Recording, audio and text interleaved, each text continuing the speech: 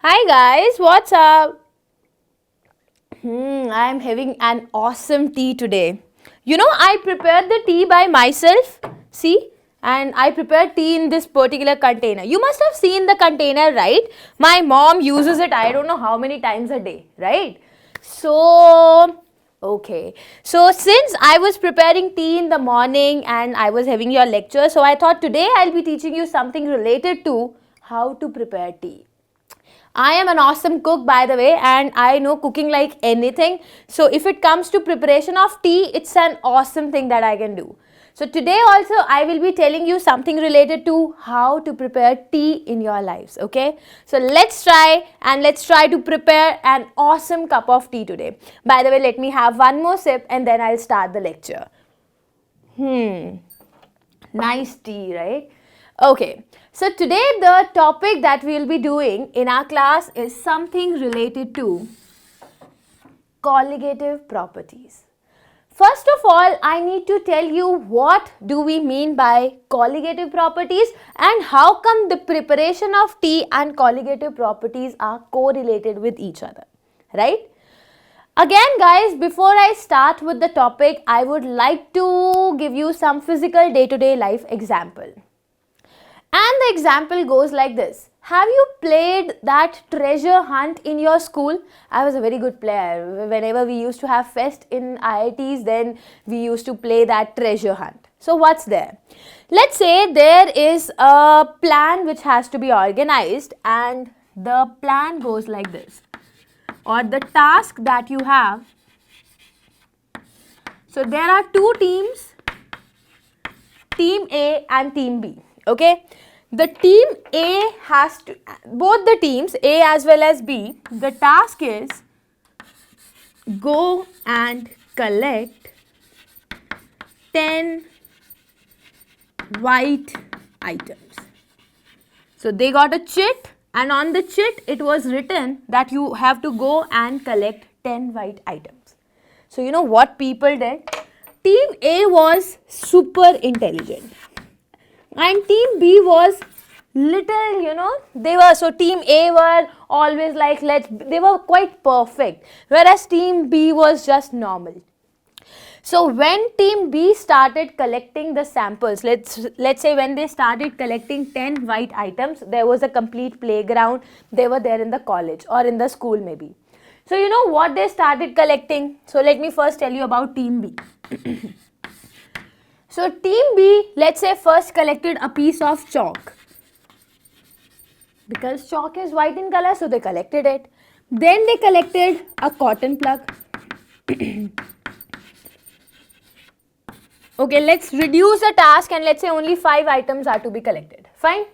Then there was a guy, he was wearing a white, very white, nice white shirt. So a person in team B went and he asked that boy to come here. So he was a boy wearing a white shirt. But that he was a live example, right? So he got them also. Then fourth thing what they collected was, there was this whitener. You people use whitener in schools, right? So they collected that.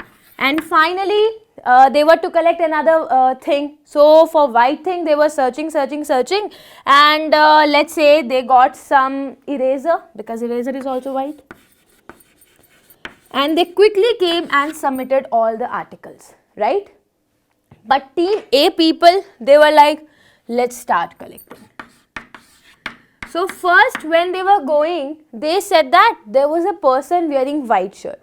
But on the white shirt, there was an ink stain on the shirt. So they were like, no, because of ink stain, we will not get it, right? Then when they were talking about chalk, so the chalk was little broken. So they said, but no, it's not perfect. We want something awesome white. So they ignored this also. So third, when they were talking about, let us say, a whitener. So they said, no, whitener is yellowish in color, this, that. So they didn't even collect it.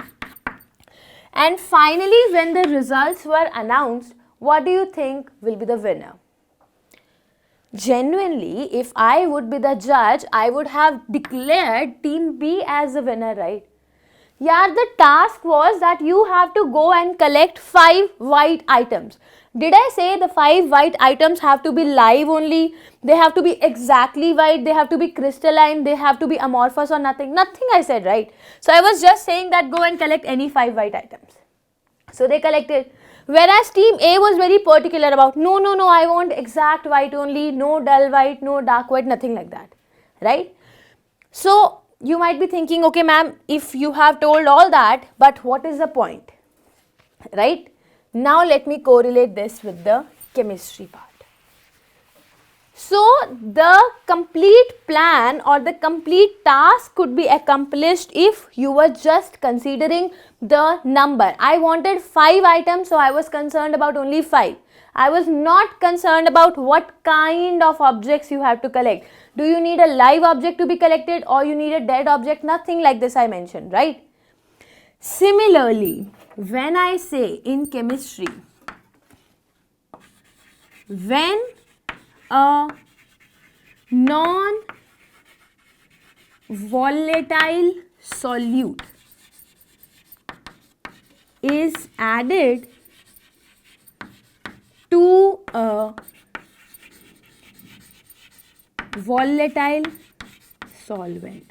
I'll explain you, let me write. So I'm simply saying when a non-volatile solute is to be added to a volatile solvent, if the property depends only and only on the number of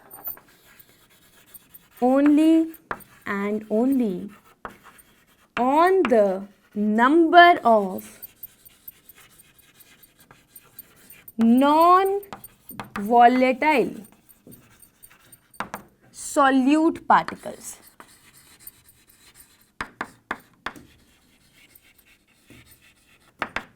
Such properties are said to be colligative properties.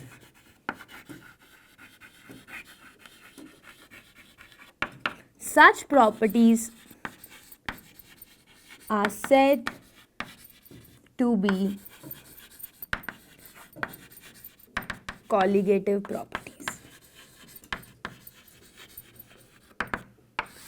Let me now explain you. Whenever I am talking about colligative property, my first mandatory thing is that you need to have a non-volatile solute that has to be added to a volatile solvent. By the way, what do we mean by non-volatile and volatile substances? So see, volatile substances are basically those substances which can get, vaporized. So they can be converted to vapor state. So those substances which can be converted to vapor state and also they have an appreciable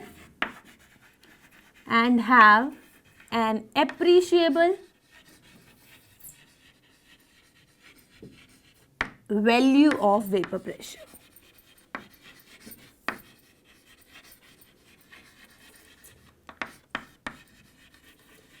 Like for example, if you take water, consider water in a container. That water can be converted into the vapor form, and after getting converted into the vapor form, if you now measure the vapor pressure, there will be an appropriate value of the vapor pressure. Such liquids or such substances are said to be volatile substances. Okay. However, if I am talking about non-volatile substances, these are those substances either which do not get vaporized,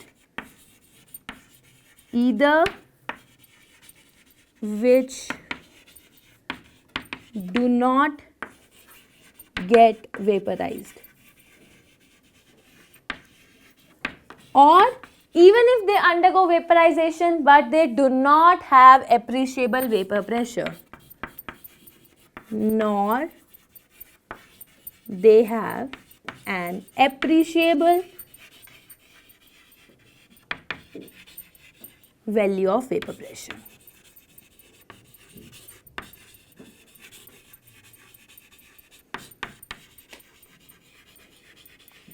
Okay, so all such substances are said to be non-volatile and volatile substances respectively. Fine enough.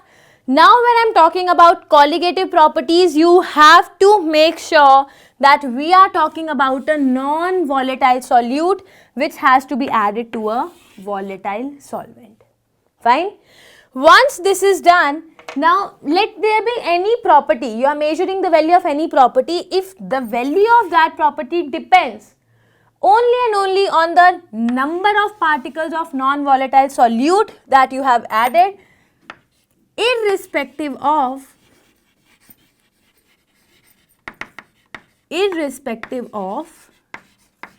the nature of particles. This line is important. See, when I was giving you the example of the task, I said that you need to go and collect only 5 white items. Did I say that 5 items have to be light or heavy or live, or they have to be dead, they have to be materialistic, immaterialistic? Nothing I said, right? I just asked you to go and get 5 things, right? If you can get 5, you will be the winner. If you cannot, you will lose, right? So, irrespective of what is the nature of the particles that you have collected, if the value of the property depends only and only on the number of solute particles, then such properties will be said to be colligative properties. Okay? So, having discussed about just the basic of colligative properties, now let me begin up with the details of the same. So, let's start moving into the details. First, I will be telling you the factors which are affecting the value of colligative property. So, we will be studying 4 colligative properties in the lecture. The first is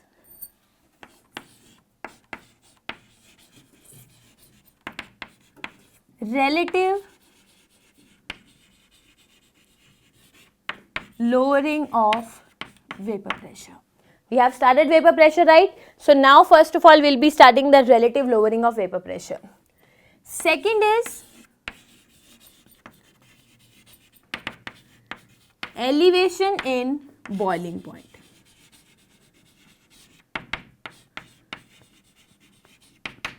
The third property that we will be studying is depression in freezing point.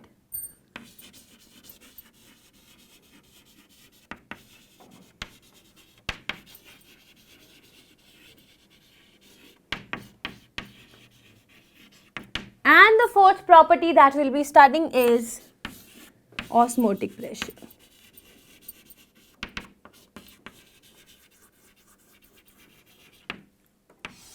Fine. And in all these 4 set of colligative properties that we will be studying, there are a few assumptions that you need to remember. So, the first thing is all the colligative properties can be calculated or will be appreciable value. All the colligative properties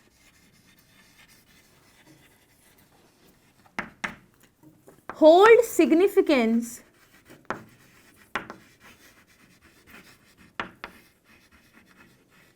when a non-volatile solute is to be added to a volatile solvent. This is very, very important line.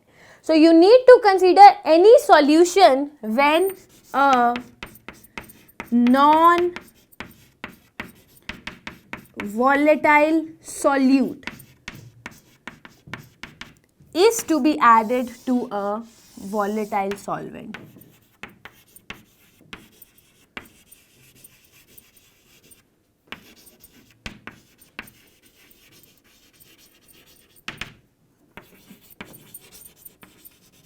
Fine. So, we always need that there has to be a non-volatile solute to be added to a volatile solvent. So, you must be thinking, give us some examples. So, let me give you example. You add sugar to water. You know, right, water undergoes vaporization, water is volatile, but sugar doesn't undergo vaporization. So, sugar is non-volatile. You add tea leaves to water. Another example. Third example, add salt to water. Water does get vaporized, so water is an example of volatile substance, whereas salt does not get vaporized. That is why it is remaining there in the pan after this, right? So this is non-volatile. So all such colligative properties will be useful, or they will hold significance when and when only you are talking about a non-volatile solute to be added in a volatile solvent. Fine. Coming over to another important characteristic, the colligative properties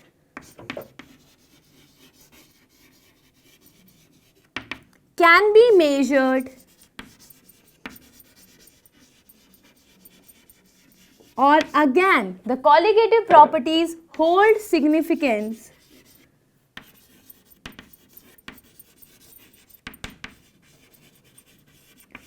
for a very, very dilute solution.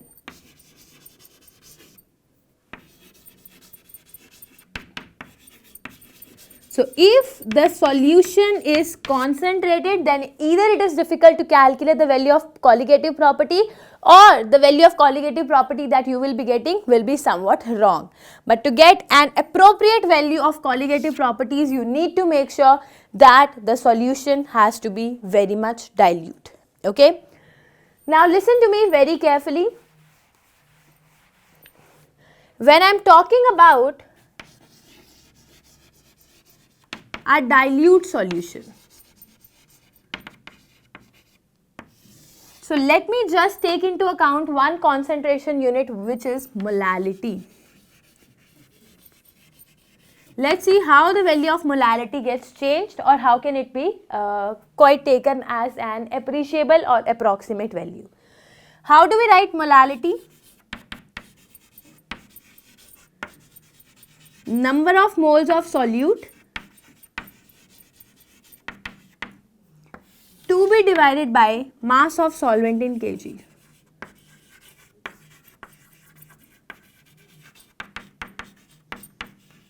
Right, so this is one unit that we will be using.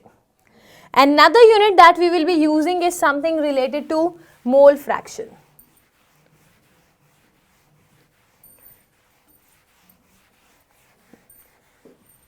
See, when I will be talking about the unit mole fraction,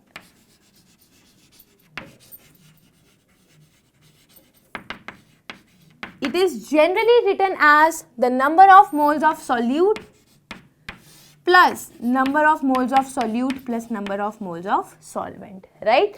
Let us say A can be regarded as solute, so I will write N solute to be written as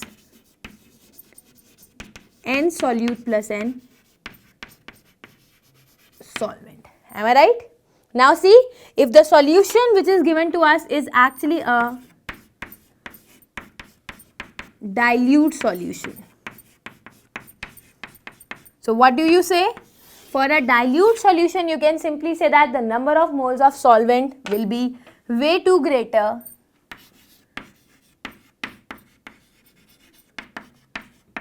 than number of moles of solute. Am I right? So, the mole fraction for the solute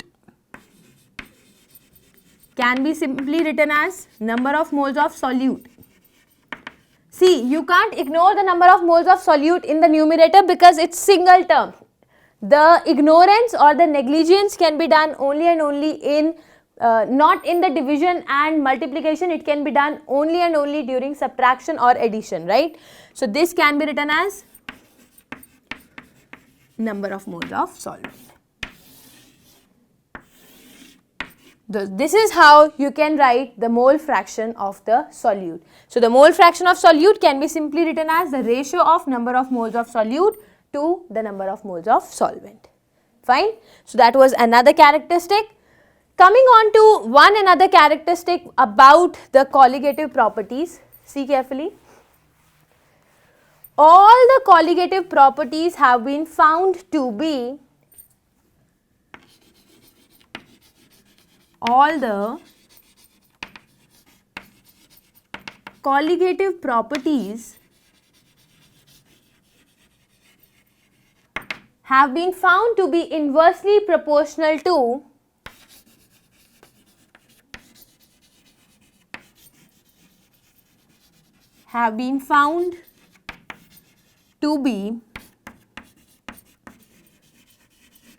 inversely proportional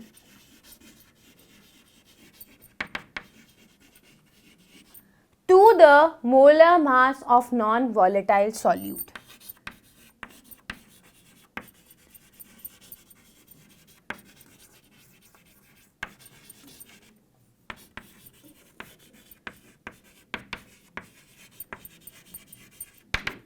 Listen to me very carefully. Right now I am asking you to presume or just to understand that these colligative properties actually depend inversely on the molar mass of the non-volatile solute. But later on I will be doing a derivation for you people. So for all the 4 colligative properties we will be doing a derivation where we will prove this thing. Right now the only thing you need to remember is value of colligative property. So this is colligative property and not cannot place of Delhi. Okay, so the value of colligative property has been found to be inversely proportional to molar mass of the non-volatile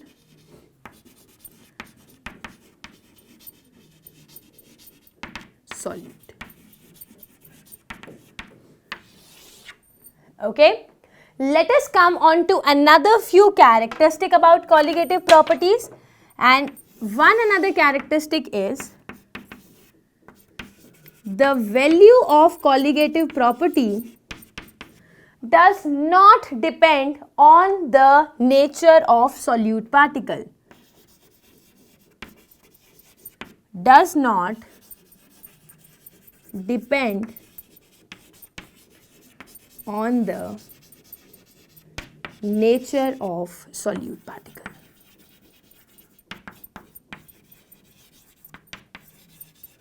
What exactly solute particles, what type of solute particles that you have taken, we don't care about that. We just need to know how many solute particles you have taken. To be more clear and to be more precise, for more precision,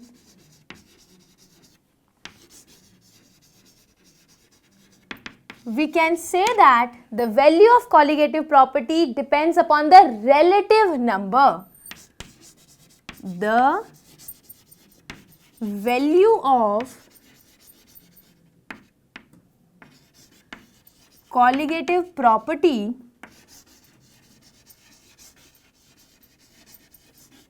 depends upon the relative number of,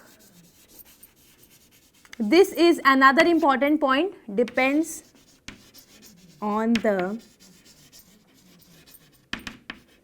relative number of moles of the non-volatile solute particles and the moles of the non-volatile solute particles and the volatile solvent particles.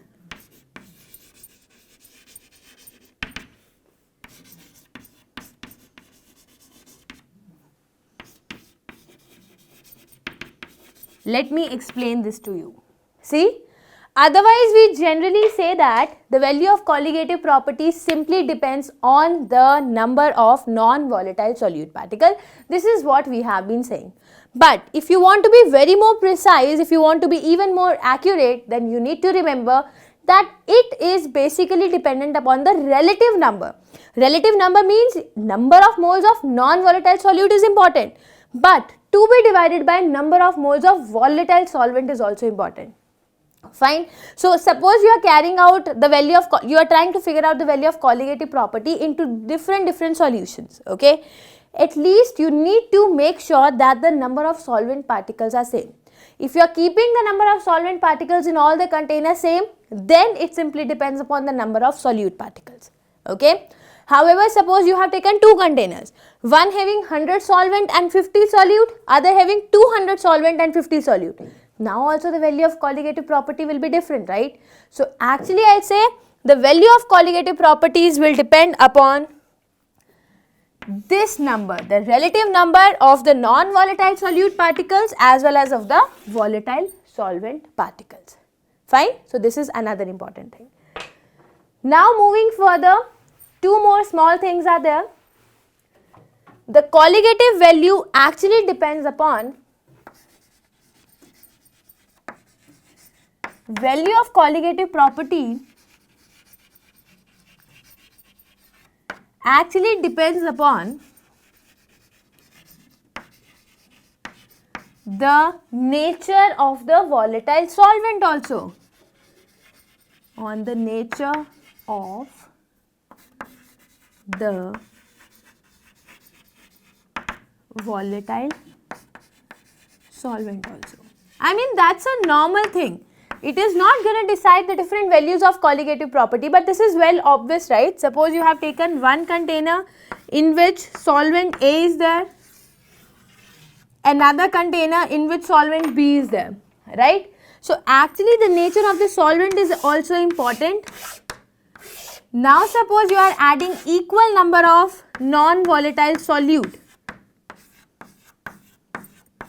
What should be the effect here? What should be the effect here on the value of colligative properties will now be determined by the nature of A and B. Okay. So if you are keeping the nature of A and B same, then you can say we can consider the effect of just the solute particles. So the nature of solvent particles at time is also important. Fine. One last thing that I'll tell you before we proceed further. And what's that thing? Listen to me. For example, if I'm talking about when a solute is added, when a solute is added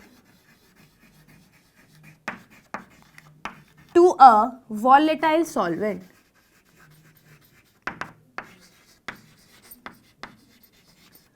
you have taken solute and you are adding it to volatile solvent.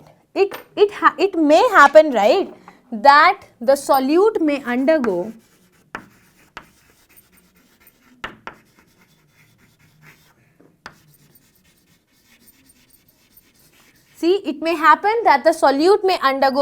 association or dissociation. And if the solute will undergo association or dissociation, now you can say actual number of particles will change. Actual number of particles will change.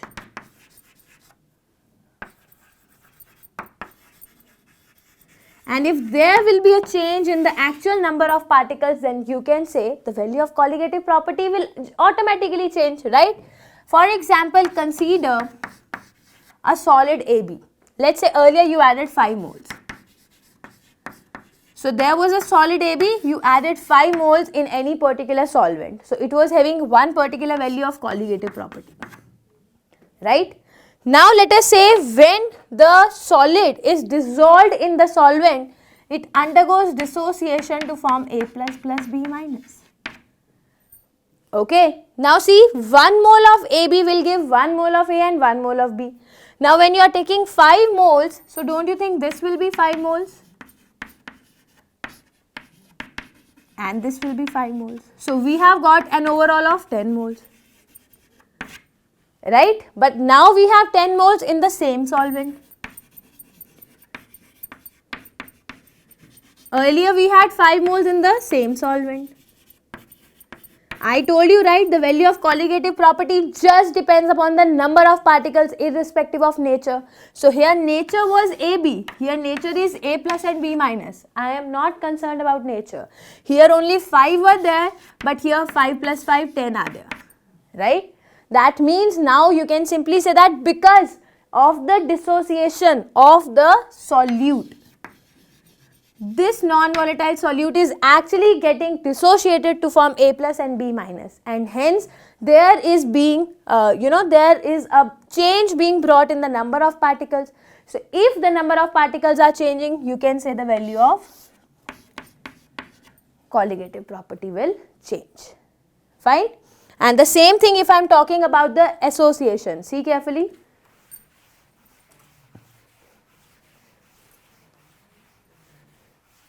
Now, if I am talking about the association of particles, let us say I have added some molecules of A. 50 A molecules are added.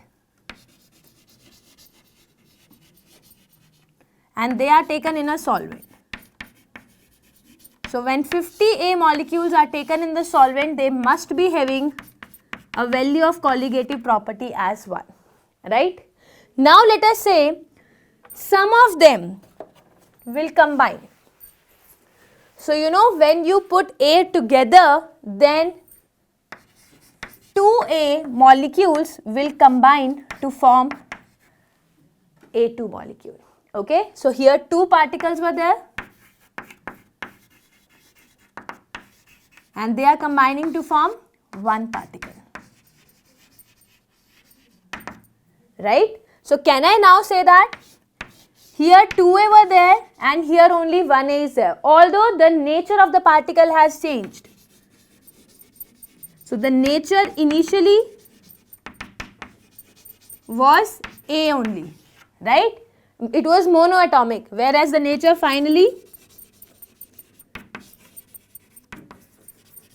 is A2.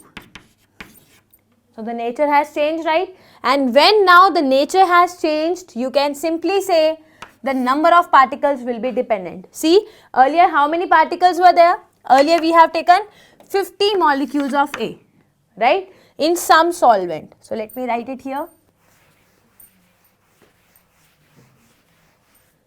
So, let us say 50A will now combine to form 25A2. Why? Because the total number of A was 50. And here also total number of A will be 25 into 2, 50, right. So, here the nature is simple, monoatomic, whereas here you can say the nature is diatomic. Okay. So, the nature of the particles have got changed, has got changed, but we are not concerned about the nature. I am more concerned about the number. Here 50, so colligative property was Cp1, here only 25, so colligative property will be Cp2. That means finally I can say that colligative properties are basically those properties which actually depend upon the fact whether the solute is undergoing association or dissociation. Okay. So, guys, do one thing, quickly note it down so that we can continue further to the details. Note it down, guys. Okay, guys, so I think you would have written all these things. Now, I finally will be starting with these 4 colligative properties, but each and every single colligative property is really very important to us. So, we will study each of them in details. But before I start today, first I will tell you how to prepare tea as I promised, right? Now, see carefully. Suppose I have taken a container, okay. In that container, I have taken water. So many water molecules are there in the container, right. I am covering the container with a lid.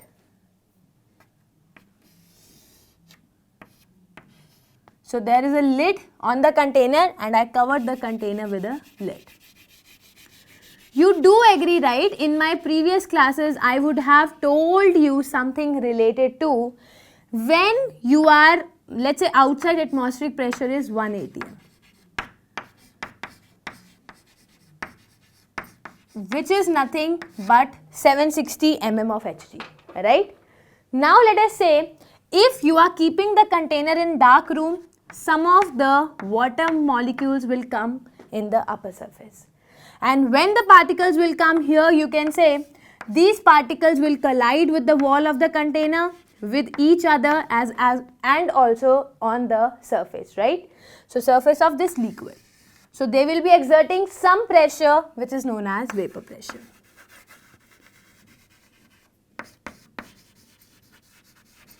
So slowly and slowly I am asking you to start heating the system. When you heat the system, what do you think? More water molecules will go. So vapor pressure will increase more. I am asking you to heat it till 80 degrees C. Right? So you know at 80 degrees C there is no boiling, there may be evaporation. So even more particles will go because they got more energy. So many of them will go, but still the vapor pressure is more. Finally, when you have started heating the water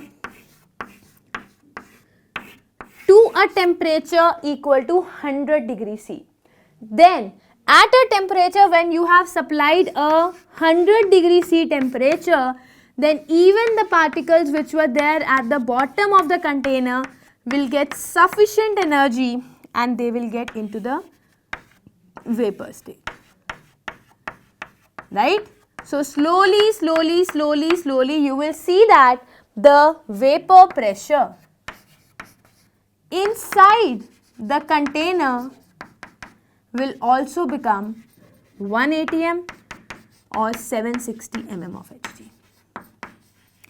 Okay, and this is what I said, that when the inside vapor pressure becomes equal to the outside vapor pressure, then that particular temperature will be said to be boiling point of the liquid.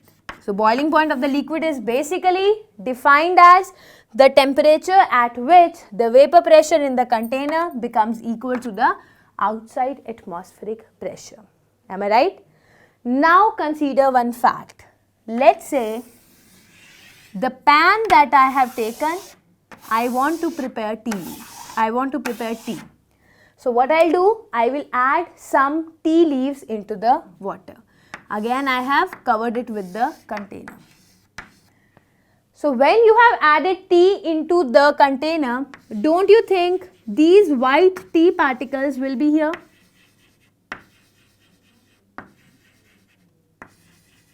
So these tea particles, you know, right, the tea leaves cannot be vaporized. So the tea particles will be present everywhere in the container. Okay. Now when you start heating it, okay, let's say earlier, again outside pressure is 1 atm, 760 mm of Hg.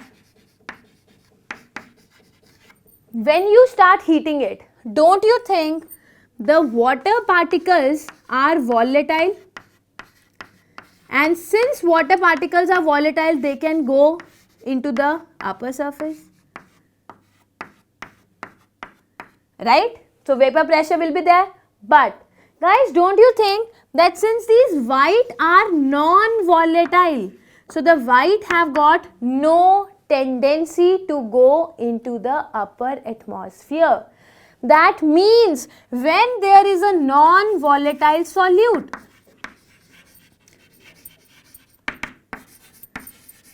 let us say it is tea leaves or sugar or salt, anything, but if there is a non-volatile solute, then whatever will be the amount of vapor pressure, it will be coming out to be less.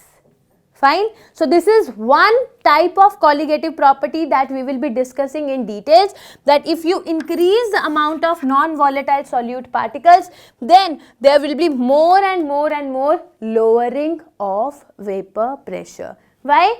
Because now there won't be any vapor pressure corresponding to these points which have been occupied by the non-volatile solute.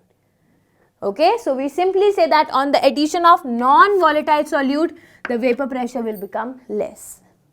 First colligative property. Coming on to the second colligative property from the same direction. See, since the value of vapor pressure is less, now if you want to make this vapor pressure equal to 1 atm, don't you think you need to provide more and more of heat?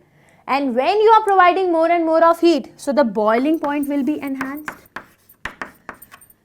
And why all these things are taking place? These are taking place just because of the addition of non-volatile solute to a volatile solvent. So now guys, I think with this particular picture on the board, with this particular example that I have shared with you, you might be having some idea about the importance of this colligative property, right? So in today's class, I just gave you an introduction about what are colligative properties and which colligative properties we are going to discuss in details. In my next class, be ready, revise something from the Reol's law because we are going to do the first colligative property, which is relative lowering of vapor pressure. But that I will be discussing in the next class.